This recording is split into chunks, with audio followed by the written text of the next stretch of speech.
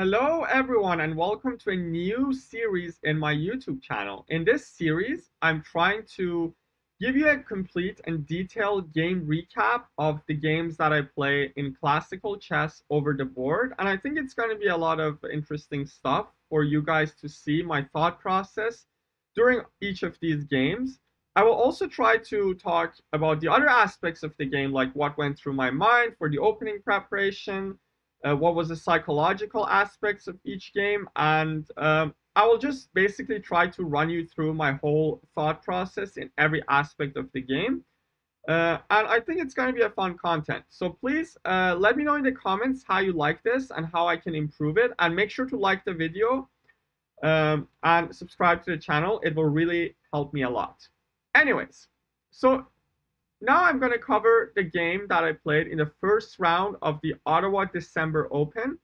It was a tournament with all the players higher than 1900 Canadian rating, so pretty competitive field, and everyone here is a competitive chess player.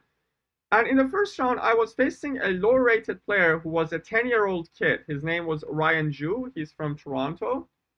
And usually, psychologically speaking, first round is always a tricky game, especially for someone like me who's not a chess professional. It is always difficult to get into the rhythm. Like usually when you come and play a tournament after a long time, like you're not in the rhythm just yet. So the first round can sometimes be tricky against a low-rated player. And the problem is, if you can't win this first round, you're gonna keep facing low-rated players, and it's gonna be much harder to compensate for a rating that you lose in the first round by not winning this game. So it's a little bit of a pressure all the time, and also I'm not in the rhythm just yet. So a pretty tricky round in most of the tournaments for me personally. So before the game, I also didn't have that much time to prepare. But I briefly checked and I saw he usually plays the Sicilian, and usually Sicilian, of course, it's the most common opening. But I'm usually happy to face it when I face someone who I need to beat. When I face someone low rated, I'm very happy to see the Sicilian because it's a combative opening and it gives me a lot of chances to outplay my opponent. So I decided to start the game with e4, and as I expected, my opponent played the move c5. So here there are three main moves. Obviously, the open Sicilian with knight f3 d4 is by far the main continuation. There's also c3, the Alpine Sicilian, which leads to more positional stuff. And there's also the aggressive knight c3 Sicilian, which also can be played in a more calm way, but we can also go with like some sort of Grand Prix setups and try to attack on the king side. So usually when I don't have that much time to prepare and I don't exactly know which kinds of Sicilians my opponents play, I don't go with knight f3. I know it's the best and most challenging, but first of all, kids are usually very well booked up in knight f3 because it's the main line. And also, I don't have an amazing general preparation against all sorts of Sicilians. So if my opponent surprises me with something that he has never played before, then I might be a little bit in trouble. So since there was not much time to prep, I decided to go with knight c3. This is something that I'm the most comfortable with, and it's more of like some sort of structural opening, which once you have a lot of experience in, you can actually play it against all the systems. So I started with knight c3, and one tricky thing about the knight c3 Sicilian is that black should always be careful about white changing his mind and transposing back to an open Sicilian. So let's say if my opponent is a Najdorf player, they can't really play this move e6. Like let's say 2e6 is a very common way to face the knight c3 Sicilian. But let's say my opponent plays e6, then I can always change my mind and play knight f3. And after knight c6, then play d4. And once we get to this open Sicilian position, my opponent is required to know a Sicilian with e6, like let's say some 4-knight Sicilian, some Khan Sicilian, or some Taimanov. And if they don't know any e6 Sicilian, then they might be in trouble because they have no idea how to play this position. So my opponent played d6, which makes me assume that he's probably a Najdorf player. Like, this is the move that the Najdorf Sicilian players usually like to play against knight c3. And the move I like to do against this is f4, which goes for the Grand Prix setups. So once black starts with d6, usually the best setup for them is to go with g6, bishop g7, and develop this bishop in the long diagonal. And also play the move knight c6 to cover this d4 square pretty well.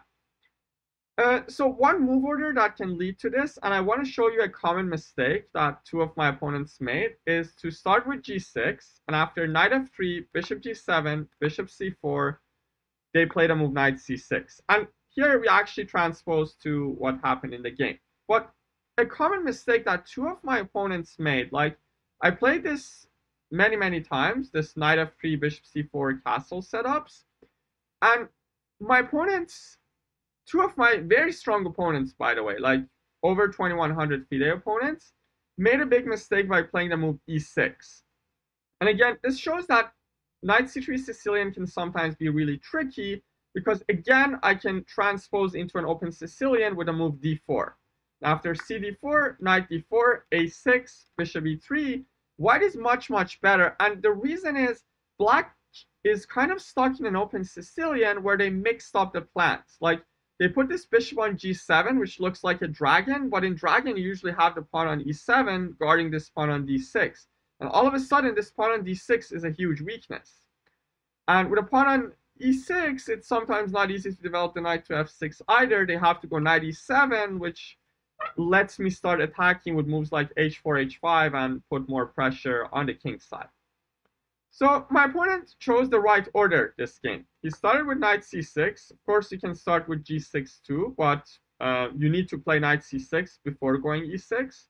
So I played knight f3, he played g6, bishop c4, bishop g7, castles, and e6, which is a really good move. I think this is one of the best ways, like literally the best way if you're playing with 2d6 to counter this knight c3 Sicilian line. Black's idea here is basically to play knight ge7 and then go d5 and try to completely blunt my bishop on c4. So usually there are two very common moves here in this position. One of them is d3. And white's idea with d3 is to drop the bishop back to b3, go queen e1, and then maybe with some f5 ideas try to attack on the king's side. This is the most common, but it's actually like if black knows what they're doing, and this is what most people are prepared against, black is more than fine. In fact, black is just very slightly better in this position.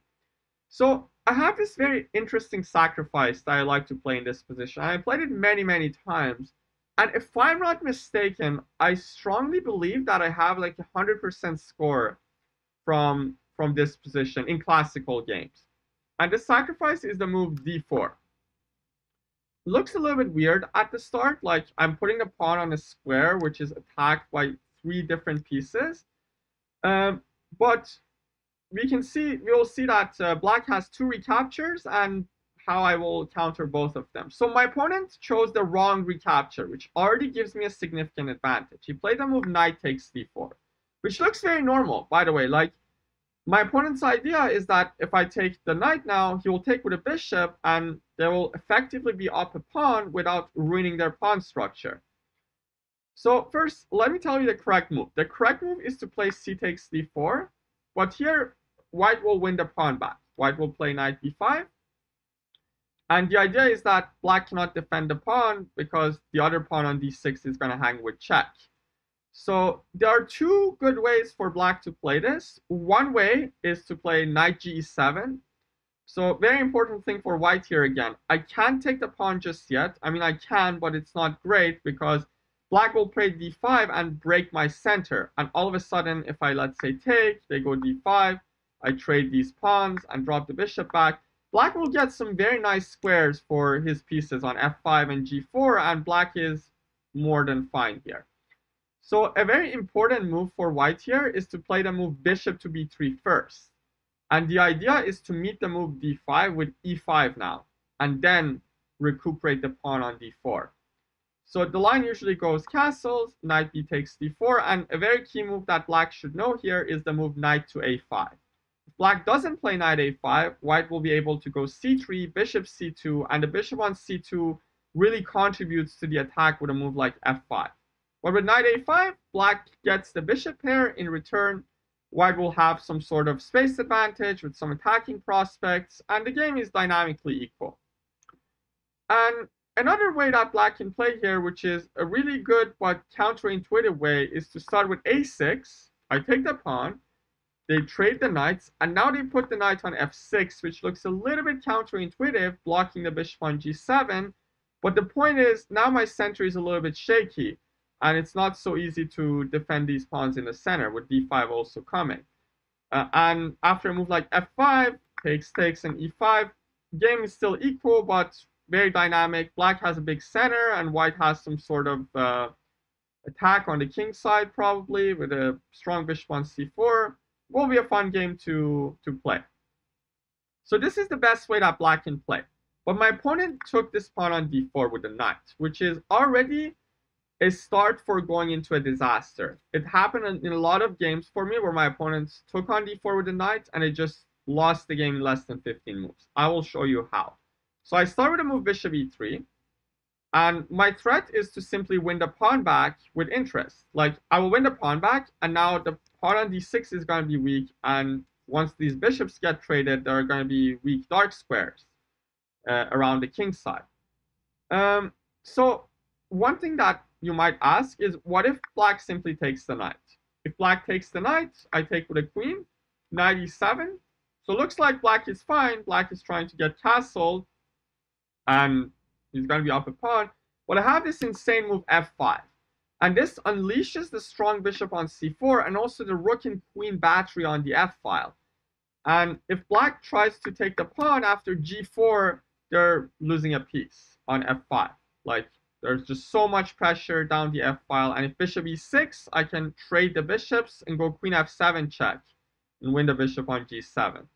You might say black will gain 3 pawns for the bishop, so they might be fine with my king being weak, but it's actually like at least +2 for white because there are just so many weaknesses. Weakness on f7, weakness on b7, and without the light squared bishop, they're going to get absolutely destroyed on the light squares with this uncontested bishop on c4.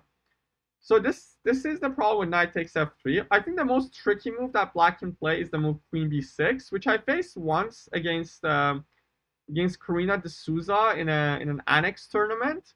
And in that game, I played this line knight takes d4, which is not the best. After cd4, knight a4, I won the pawn back with a slightly better position and managed to win the game.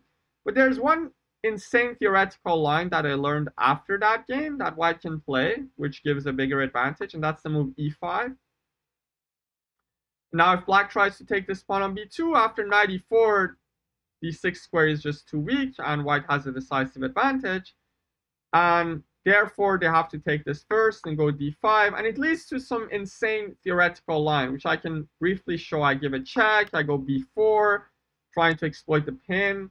And it leads to some insane tactics, like rook a d1. They can't really take the bishop because of some mate on e8. And the thing that happens here is that I'm down a full piece, but after queen c3, which is another counterintuitive move, just trading the queens being down a piece, we get this position, which is completely winning for white, but looks like black is simply up a piece, but it's just impossible for them to untangle their pieces before I just bring the rook here, double on the d file, go bishop d7, and win more material back. I don't want to really go into the details of this. I just wanted to show some interesting ideas. My opponent didn't try to really fight to keep the pawn, though. He played knight e7, and that's basically accepting a much worse position out of the opening, because I simply trade everything on b4, and after castles. In this position, I'm definitely much better. First of all, I have a leading development. They have a weakness on d6. They have weak dark squares around the king. And I have more space. So it's very clear that white is much better in this position. And I was already very, very confident that I'm going to win this game. So generally speaking, when you face a low-rated player, it's always very difficult psychologically until the point that they make the first mistake. Like, the longer they can keep the game equal, the more pressure I will feel. Because sometimes, let's say they keep the equality for 30, 35 moves, they keep equal on the clock, they keep equal on position, then I might start feeling some pressure. Then I might start losing some objectivity and try to go for something crazy and try to like muddy the waters and make the mistake. And that's sometimes a recipe for disaster. But here I was already very, very confident. I was like, I already have a close to decisive advantage. I simply go rook a d1, and now it's very difficult for him to defend the weak pawn on d6. In the game, he had one chance to keep the pawn, and that was the move knight c6. And the point is, I can't really take the pawn on d6 because of this move queen b6 check, packing the king and the pawn on b2. Still, white is much better because of the lead in development and the space advantage, but this is not something I wanted to do. My idea against knight c6 was to play queen f2. And here I was thinking that I will have all sorts of ideas. I can think about some f5 ideas to break open the king and open up the bishop. I can even think about f5, f6, and then maybe bring the queen and try to mate him. I can even think about e5. And if they go d5, I even go knight e4, exploiting the pin on the d file and try to land a knight on f6. So with all sorts of these ideas, and also like maybe doubling the rooks on the d file and trying to just simply win the pawn, it's just an incredibly difficult position for black to defend. My opponent decided to play d5. I took, he take back, and here was the only small inaccuracy that I made during the game. So I took with a knight. It's just a very, very slight inaccuracy, but I think it was better to take with a bishop. And the point is, he can't really take my bishop because I will take with a knight, and now the knight can really exploit the weakness on the f6 square. And if he plays a move like bishop f5, I simply go queen c5, and all of a sudden this bishop is very, very strong on d5, and it creates two threats. Bishop takes f7 check to win the queen, and also winning the pawn on b7. And with more pieces on the board, usually like when you have more space and they have more weaknesses, with more pieces on the board, the pressure is simply more, and it's going to be much harder for them to hold out. I took with a knight, but I was honestly very confident from this position because first of all, I'm up a pawn, and also I have to tell you, when I'm up material against a low-rated player, the confidence automatically goes up a lot because I know that they can't just trade pieces. Like, one of the things that low-rated players usually like to do is to try and slowly but surely trade pieces and get closer and closer to an endgame and a desirable draw. But now that they're down a pawn, they need to fight. They need to show something. They can't just trade all the pieces and fight for a draw. So now they need to go on an open fight with me, which I'm really happy with. So he played bishop f5, and my initial idea in this position was to simply save the pawn. My initial idea was to play the move c4. And this looks very strong because it also consolidates the bishop on d5. And next, they can go something like queen a5, I go a3, rook a d8, and still like completely winning for white. But I think black can still fight a little bit. Like, I'm still just up a pawn, and there's some work to be done to convert this position into a win. So I also saw something. So one important thing in your games, especially in classical games where you have a lot of time, is to always look at checks, captures, and threats. So I looked at this move, bishop takes f7 check. The idea is that if they take with a rook, they lose an exchange. After queen takes d8, rook takes d8, rook takes d8. But the problem is they will take with a king. And when I go queen c4 check, checking the king and attacking the queen, they have this nice move, bishop e6. And now black is actually winning because I can't win my piece back. And this king is pretty safe. But then I was like, wait a minute. The problem is this move, bishop e6 at the end of the line. So let me play this move, rook fe1, and put up and set up a very nice trap for him. So with rook fe1, I'm threatening to take on f7 now. And now if they take with a king, now after queen c4 check, they can't play the move, bishop e6. And one thing that my opponent did, which kind of surprised me, like my opponent could still play queen c7 and try to fight. My opponent almost instantly took on c2 with the bishop, which kind of surprised me because usually I would say when you play a high rated player, like 350 points higher rated player, and they seemingly hang a pawn, they probably didn't just hang a pawn. They have a plan. Like, I don't say that if you spent a lot of time and didn't see anything, you shouldn't take it and you should be scared. But I think it's worth it to take more time in these situations. Like, let's say your high rated opponent seemed like he made a mistake, and you feel like, okay, they made a mistake, they hung a pawn. I think this is a very critical moment that you should spend more time and try to see why did they do that. You should be more curious. You should try to calculate more. And my opponent instantly took, which allowed me to, of course, take on f7 with check. And the game is effectively over at this point. Like, the thing is, if he takes the king, now queen c4 check, as I said, is very strong. And not only I will win the queen on d8, at the end of the line, the bishop on c2 will also hang. So understandably, my opponent decides to take with a rook. I trade queens and win the exchange. And after king g7, I play the move g3. Honestly speaking, I was kind of expecting my opponent to resign here because he's down an exchange and a pawn in an endgame. But he made me work for it a little bit, which I really respect. I think it's a good thing to develop in yourself. Like, some people I see, they get mad when their opponent don't resign, but I actually like to see the fighting spirit from the kids in these sorts of positions. And I think it's very instructive to see how I can convert this position. I see people messing up positions like that. And I think the most important thing in converting such a position is to not give any counterplay. Don't do anything that requires so much calculation, and if you like go wrong, you might mess up. Like, some mistake that I see people make in these sorts of positions is that they get tired a little bit. They don't want to take it slowly. Like, they do something like sacking an exchange to try and break the blockade or something like this, and then all of a sudden they might find themselves in an equal rook endgame, the holdable rook endgame. So what I did was basically I activated the king, and very important move, rook e2. No counterplay whatsoever.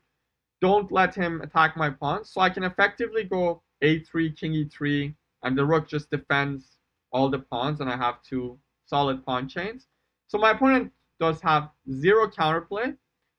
And now I start to slowly improve. First of all, I threaten to trade the rooks. And then once he plays here, I go to b8, tie the rook down to the defense of the b7 pawn.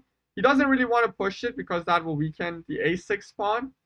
So he started making some waiting moves, and now the next stage is to create another avenue, create another weakness. So now I started pushing the pawns on the queen side, and the goal is to get a pawn to b6. If I can get a pawn to b6, then I can effectively come and trade the rooks. Like, not exactly like that, but eventually I will land the rook on c7 and the game is going to be over. So I started pushing the pawns. My opponent can do absolutely nothing. Here I played a5. And now my opponent's bishop has two ways. Like, if he goes to c6 to try and defend these pawns, the problem is that it relinquishes the control of this diagonal, and then I can play a move like g4 and then play f5 and try to like just win the game with my extra pass pawn on the outside. So he played bishop c8 trying to trap my rook, but now I play rook e5, threatening rook c5 to force the trade of the rooks. I saw now I'm giving some sort of counterplay, but the thing is, this bishop is tied down to the defense of the b7 pawn, and the rook is tied down to the defense of the bishop. So he can't really do anything. He just has to come back. I go rook c5. He gives a check and gets the bishop out. But now I have time to play the move b5. Finally, the breakthrough is coming. If he takes, I take back. Now the b7 pawn is going to fall. So he started giving some checks, but my king easily wiggles away from the checks after some moves like this. Now he has to go back to defend the pawn on b7 and now b6. And now the mission is accomplished. I got the pawn on b6, now rook c7 is coming next. So again, my opponent gave some checks. Again, the king easily gets away from the checks, and now rook c7 comes. And next, the pawn on b7 is falling. And once this falls, the b pawn is just way too strong, of course. So my opponent played bishop f3.